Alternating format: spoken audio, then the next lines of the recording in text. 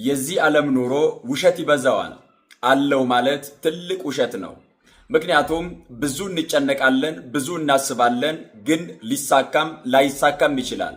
ስለ ቤተሰቦቻችን እንጨነቃለን፣ ስለ ኑሯችን እንጨነቃለን። ነገን የተሻለ ለመኖር ብዙ እናስባለን።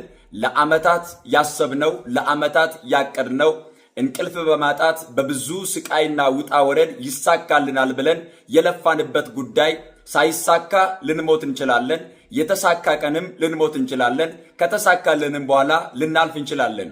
ምክንያቱም በዚህ ዓለም ላይ እኖራለሁ አለው ማለት ውሸት ነው።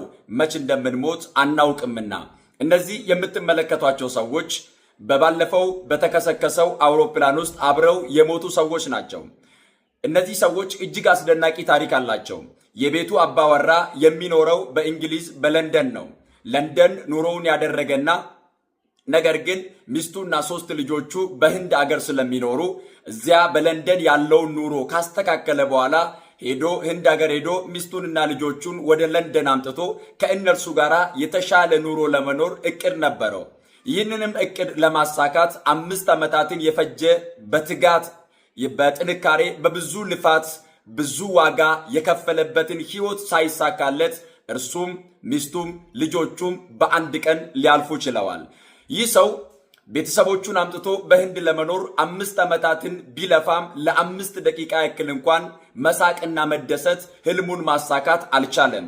5 ዓመት የለፋበት ጉዳይ ወደ ሀገሩ ሄዶ ባለቤቱ ስራዋን በገዛ ፈቃዷ እንድትለቅ አድርጎ ልጆቹንና ሚስቱን ይዞ ቤተሰቡን ተሰናብቶ ወደ አውሮፕላኑ ከገባ በኋላ የማስታወሻ ፎቶ ተነስቶ ደቂቃ ሳይሞላ ከመኖር ወደ አለመኖር ተቀይረዋል። በዚህ ዓለም ላይ እቅዳችንን እያሳደድን እግዚአብሔርን የረሳን፣ ስራችንን ስኬታችንን እያሳደድን ጸሎት የረሳን፣ መንፈሳዊ ህይወት የረሳን፣ ቅድስና የረሳን፣ የምድሩን ብቻ እየተመለከትን የሰማዩን የዘነጋን ሰዎች ካለን የነዚህ ሰዎች ታሪክ እጅግ አስተማሪ ነው።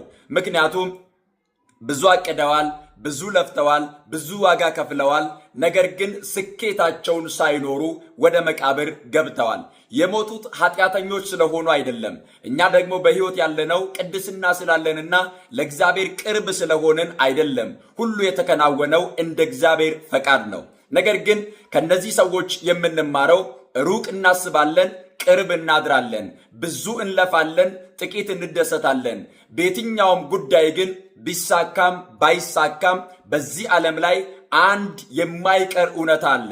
እርሱም ሞት ነውና ወደ አምላካችን ወደ እግዚአብሔር ከመሄዳችን አስቀድመን በምድር ህይወት ባለንበት በዚህ ዓለም ላይ ከእግዚአብሔር ጋር ለመኖር ሁላችንም በትጋት በጥንካሬ በጸሎት በየዋህነትና በትህትና እንድንኖር እግዚአብሔር መንፈስ ቅዱስ ሁላችንንም ይርዳን።